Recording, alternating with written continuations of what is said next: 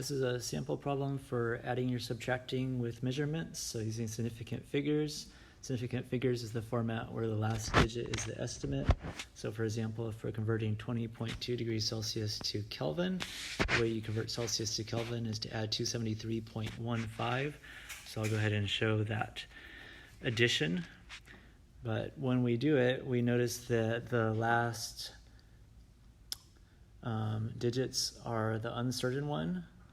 So the 2 is uncertain in the measurement 20.2 degrees Celsius, like the thermometer might have been a little bit off and might be really 0.1 or 0.3.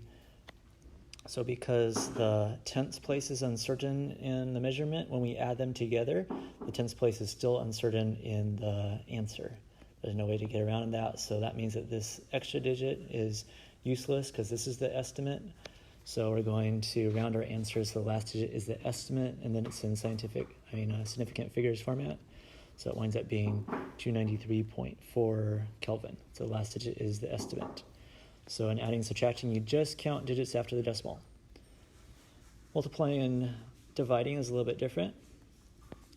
So when you're multiplying or dividing, because the decimal moves around when you multiply or divide, you need to count significant figures. So for example, what is the density of a substance with a mass of 2,050 grams and a volume of 0.001010 kiloliters? So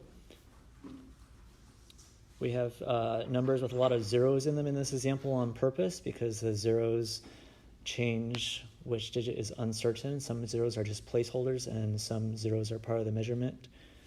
So to find density, we're going to divide the mass by the volume. When we do that on our calculator, we get 2029702.97 grams per kiloliter. But probably not all of those digits are actually meaning something.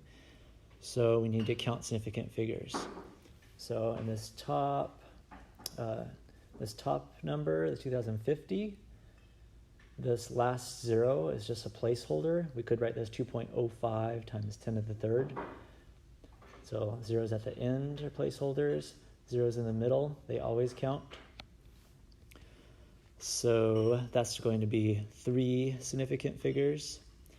In this one, zeros before non-zeros are just placeholders. We could write 1.010 times 10 to the negative third. But then all of these zeros count, this middle one and also the end one, because there's a decimal. So if you didn't want that last zero to count, you would have to move the decimal somewhere else.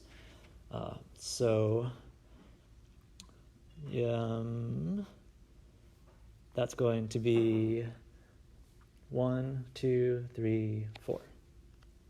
So you don't count the first zeros. You do count any zeros after the first non-zero digit if there's a decimal.